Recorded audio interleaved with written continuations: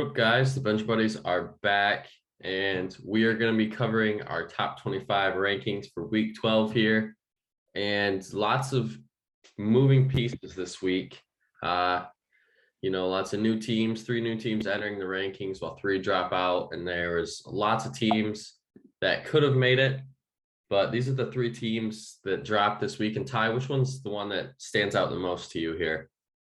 I'm gonna go with Texas because they had just such high expectations to start the year, and I don't know what's going on, but they're not really putting it together. They had a head-scratching home loss to Kansas State, who I believe was at the very bottom of the Big 12. So they got to get that figured out because they should be a lot better than how they're playing. And the receiving votes, you have those three teams plus a very hot Oregon team who was up, let's see, I think it was 40 points last night at halftime.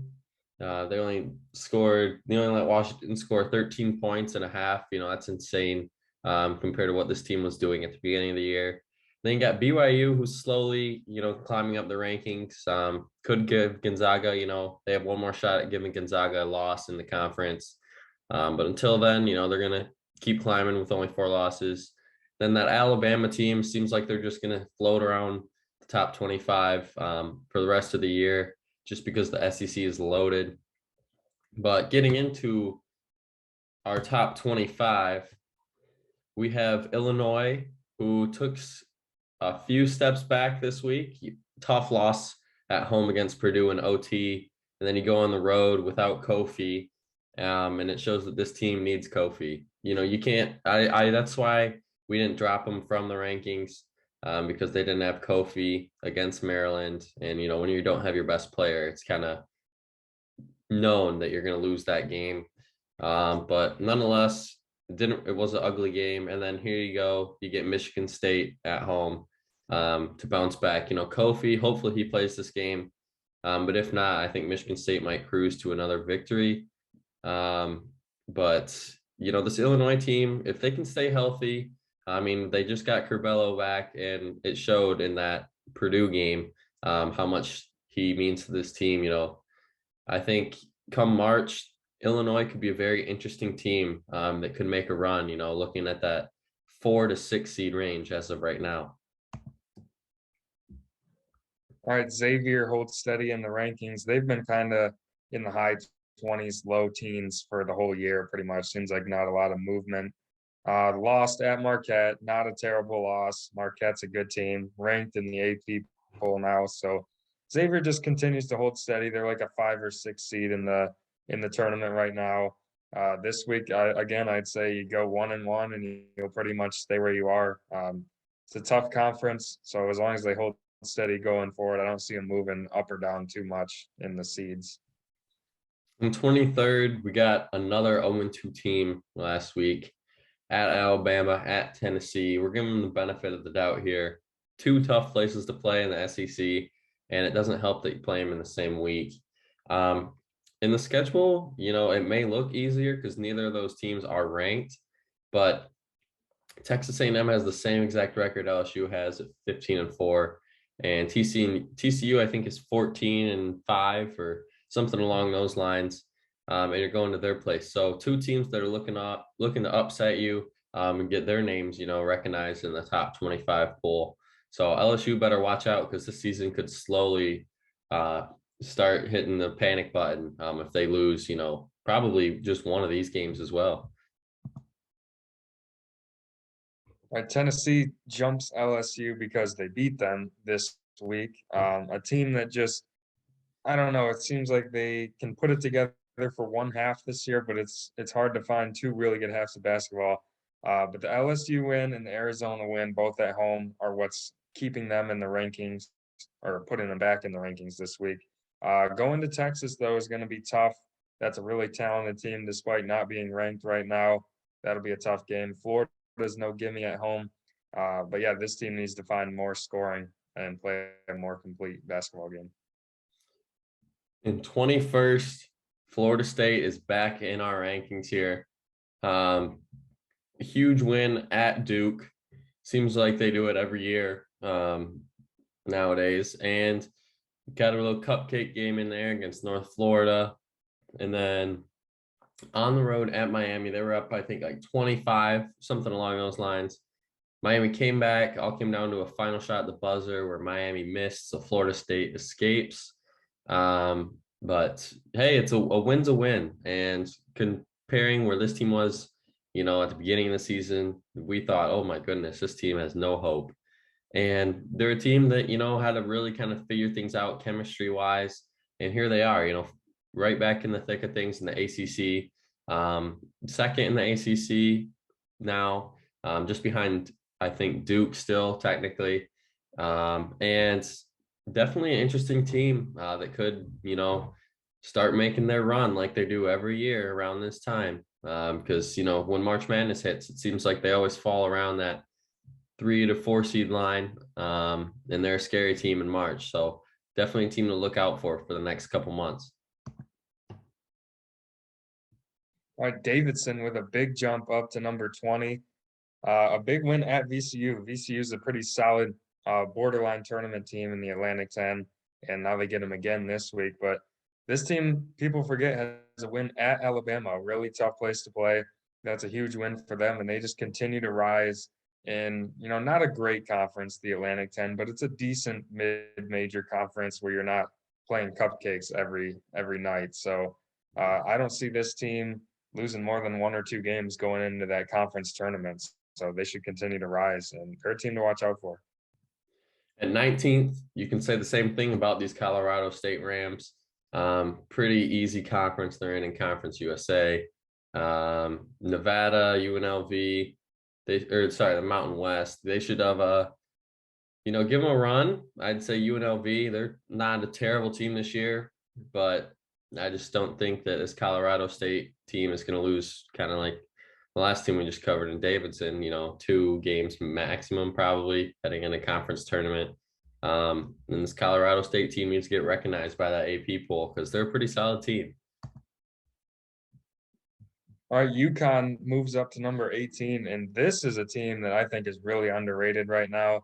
They're finally healthy. They've had guys out all year, and now they're really putting it all together, and they're starting to really coast through Big East play. Now, they're in an easy part of their schedule, to be fair. You had Butler twice last week, 2 favorable matchups this week, Georgetown and DePaul. But this team, people forget, again, they're the only team to beat Auburn, who is number 1 right now. So they have some good wins, and now that they're healthy, they are definitely a top 3 team in the Big East at worst, and they're a team no one's going to want to play in March. At 17th, we got Ohio State, who had a really easy cupcake, get back into things game against IUPUI, and they had a game against Nebraska that got postponed. But now you got 2 road games at Minnesota, which is been a slippery slope the last few years for a lot of these teams in the Big Ten. Could get upset there. And then at Purdue on Sunday, which is never an easy place to play, especially when they're this good. Definitely 2 tough matchups this week, I would say, for these Buckeyes. But to their credit, they're somehow sticking in there at 12-4. Definitely not as good as I think many people thought they would be, but it's not far off from that. And, a statement win at Purdue, if they get that win, I think they're going to be right where people thought they would be and right up at the top of the Big Ten. All right, Villanova falls to 16. Interesting loss to Marquette. You rarely see Villanova lose at home. I don't know what the stat was, but I think it's less than 5 games they've lost at home in the new Big East. So that's a huge upset there for Marquette. But back to the drawing board for Villanova, who I thought going into that game was a Final Four team, the way they were playing, especially with how they started. They were just red hot since then. So this week, good week to get back on track. You got 2 pretty favorable home games. They should win both of those. But they got to figure out their offense, and they got to figure out their depth. They need more scoring outside of Gillespie, and they need more from their bench. At 15th, we got Texas Tech making a huge jump up 6 spots.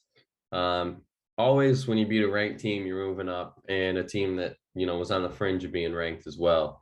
And this Texas Tech team, I mean, they're very interesting in the Big 12. definitely being overlooked still to this day. Um, and let's see what they can do tonight. As you're going to see this video on today, the game's tonight, or if you see it after the video, Texas Tech going on the road, a top 3 team in the conference at Kansas. Definitely these are the games you got to show up for. It's put up or shut up time. And I think Texas, really can, or Texas Tech's going to show up here. But I don't know. I just think Kansas has too much to offer at home. And, if they play them again in the conference tournament, or, I'm not sure if I don't think they've already played them, have they? Yeah, they beat them at home. No, but yeah. So I think they're going to split the season series, and I wouldn't be shocked if we see them play again in the conference tournament to build that resume, hopefully, for this Texas Tech team. All right, Kentucky comes in at 14. A loss at Auburn, nothing to hang your head about. I don't know if anyone in the country can go in there and win the way they're playing right now. So I still think Kentucky, in my eyes, is one of the 5 best teams right now, the way they're playing. They just get up and down the court, and they're finally starting to shoot the ball really well. That was a good win at Texas A&M that they got. Going to Kansas this week. So you got the same schedule as Texas Tech that we just saw, Mississippi State and Kansas. That's going to be a great game, and it's definitely a game Kentucky can win despite being on the road. And if they do, that's a huge jump for them. But even if they don't, I still think they're ranked where they should be, but they're much better than the 14th best team in basketball.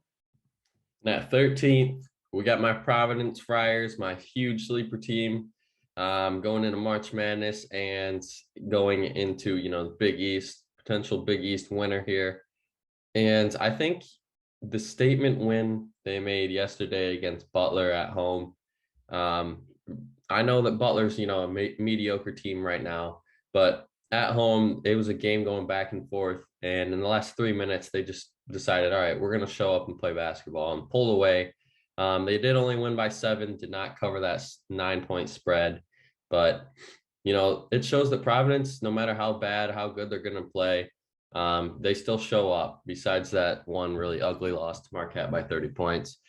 But I don't know. This team is quietly going unnoticed, even though being ranked, 13th here in our rankings. They got Xavier and Marquette again.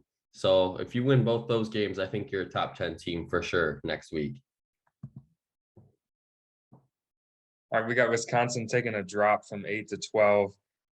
Not a great performance against Michigan State. The game was never really that close, really from the beginning. But they were without Tyler Wall, who is at worst their 3rd best player. So that's a big loss for them. So we're going to give them a slight pass, not dropping down too far for that home loss. If they get him back this week, they should easily win both of those games and get right back on track. 16-2 would be an unbelievable start for a team that most people had in the bottom half of their own conference. So I think going forward, if they can get Wall back, they can, kind of shake off that loss, and they should be fine. Yeah, that's including us in our Big Ten rankings video. But here at 11, we have the Spartans of Michigan State, who just went on the road and beat Wisconsin at their place. And what do you get treated with? 2 tough games this week at Illinois and home against Michigan, the huge rivalry in college basketball.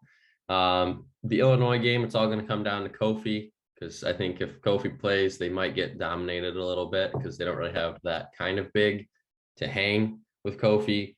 But looking forward ahead to the Michigan game, you kind of say the same thing now with Hunter Dickinson. You get 2 huge guys back to back, and I think they will have a better game plan the second time around this week, because they've already seen a big guy once this week, so they should be more prepared going in that Michigan game. But you got to throw all that stuff out the window in a rivalry game, just because you never know what's going to happen. It is at home for them though, so they should get the benefit of the doubt.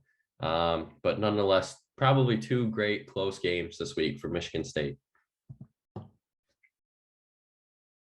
USC is at 10 in our rankings. I'm still not super high on this team after that 2 head-scratching losses 2 weeks ago, but they go on the road and win twice this week. So good job to bounce back them. You can't discount their 14-0 start either.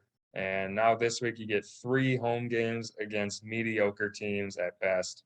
So they should easily win all 3 of those games, or we're going to have another conversation about where they really stand if they lose one of those. But going forward, they haven't played UCLA, they haven't played Arizona, so it's hard to say too much about this team yet, despite their high ranking. Once they play either of those teams, we'll know more about them. But right now they're 16-2, so it's hard to have them much lower than this.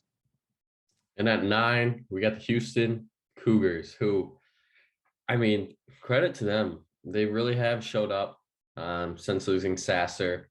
And in the American Conference, there's not really too many teams that are probably going to the tournament, maybe 3 at most. But, you still got to go in there and win games, and that's what Houston's doing. Since he went down, they haven't lost.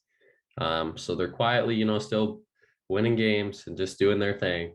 So you got to give them credit there. And they got a tough game this week at UCF. UCF always gives everyone a fits. It may not, they might not pull off the upset, but should be a good game. And I think Houston will move to 18-2 this week. Our UCLA coming in at 8, same schedule as USC and same result. They go in on the road, beat Utah and Colorado. This week, I think it's either tonight or tomorrow. They have Arizona at home in a huge top 10 matchup. That's 3 versus 7 in the AP poll. So that should be a great game at UCLA. And it's, for UCLA, I think it's a game they got to win because, first of all, they're in the Pac-12. They play at 11 at night almost every game. Nobody really talks about them anymore. They had the long COVID pause. Now you're playing when everyone's in bed. This is a game you need to kind of put yourself back on the map, in my opinion. And I think they can definitely win that game at home against a really tough Arizona team. And if they do, they'll be right back in the top 5, and we'll be talking about them like we were at the start of the season. And at 7, we got the Duke Blue Devils, who lost in OT to Florida State. And, things didn't fall away that game, and how they respond with a huge victory against Syracuse. It really wasn't even a contest after the first 5 minutes, it felt like. And you got 2 easier games this week in the ACC, home against Clemson, at Louisville, which has been a tough place to play in recent years. The KFC Yum Center should be rocking for that game. But I don't really see Duke really having problems this week, moving to 17-3 and either staying here or moving up a few, depending on all these 6 teams. Kansas here at number 6, huge week coming for them. You got 2 really good teams coming into your place. And if you're going to be a top 5 team, you should win both of those games. At home, you got to defend your home court. But this team's got to figure out their offense. It makes not a lot of sense to me. They have so much depth and so much talent on offense, but they're scoring like 65 points a game in the Big 12, which is kind of head-scratching. I know it's a good defensive conference, but Oklahoma and Kansas State, they beat both of those teams. Good road wins, but they really struggled to those wins in really defensive games. So they got to figure out their scoring fast, because when you're playing Texas Tech, they're going to swarm you on defense. So you got to find ways to put the ball in the hoop. But, if they win both of those games, they could be maybe even like top 3 next week. And at 5, we got the Purdue Boilermakers with that tough loss at Indiana. Great game if you watch that game, but Purdue unfortunately just couldn't pull it out at the end. And this week you got 2 really tough games at Iowa, never an easy place to play. And then you get Ohio State at home, Sunday primetime game, 12 p.m. And everyone's going to be watching that game before the football starts. So this is your time to really show the nation what you guys have here. And I really think Purdue, they have been a top 5 team this whole year, scuffled a little bit here and there with those 3 losses, but nothing to shake your head. And I don't know. I just think that this Purdue team is somehow not getting enough credit, especially being in the Big Ten. Everyone's been talking about Wisconsin this, Wisconsin that, and they've been hot. The Michigan State just beat them. and then Purdue loses. So the Big Ten is really just up in the air right now. I don't really have a clear-cut favorite to who's going to win that, but Purdue is definitely in that category. All right, Baylor comes up to number 4, and that's a really underrated week that they just had, going 2-0 against 2 good teams on the road. Those are 2 good wins. This week at Alabama is going to be a real challenge for them. Alabama's much better than their record or their ranking, so that's a tough game. But kudos to Baylor. You lose 2 games at home in a row. They could have hung their heads and lost one of these tough road games, but they bounced right back. And they're right where they should be here at number 4. If they go 2-0 this week, you're going to have to start believing that they might be the best team again. You know, they just had one bad week, but outside of that, they've looked really solid on both sides of the ball. Third, we got the Arizona Wildcats, 2 mediocre wins last week. And tomorrow night at UCLA, the game probably of the Pac-12 year so far. At least the most anticipated one. And it's really going to be, what's Arizona going to do in a game that matters? It seems like those 16 games they've played, that they've won at least, that they haven't played the team, that they thought they were going to play and hasn't showed up, or just really easy games. And now this is the one where, all right, it's go time. You got to show up in the big games. And I think they're going to do it, but the result is very unclear because it is a road game. But nonetheless, I think this Arizona team will hang with UCLA. All right, Gonzaga holds steady at number 2, kind of just another coast to a win kind of game. Not much to say about them right now. They're just doing what they're supposed to do. They're beating up on even the top of their conference, which are good teams, San Francisco, BYU. They've already played both of them and already beat them pretty easily. So they're doing what you'd expect them to do as the number 2 team. That San Francisco game, I think they won by like 15. It was closer than the score, but Gonzaga was not hitting any shots, it seemed like, and they still, win by a comfortable margin. So that just shows how much depth they have, and they can win games in many different ways. So going forward, beating those 2 teams on the road is their only obstacle, really. And at number 1, we got the Auburn Tigers, Georgia, Kentucky, great wins there. The Kentucky one especially, it was a close game, but it seemed like Auburn had control throughout the game. And how do you respond this week? Well, you got at Missouri, should be an easy win there. And Oklahoma could be a tricky game, but I don't really see them slipping now that they're number 1.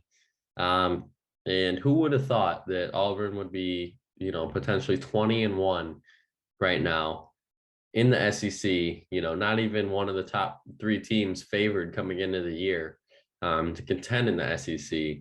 And Bruce Pearl has done a great job.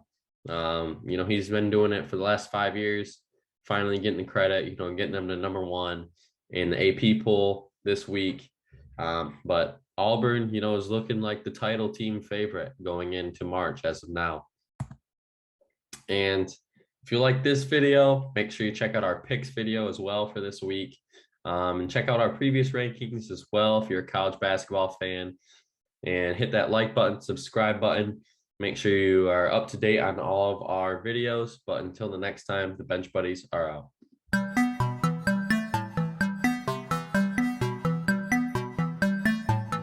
She never called back.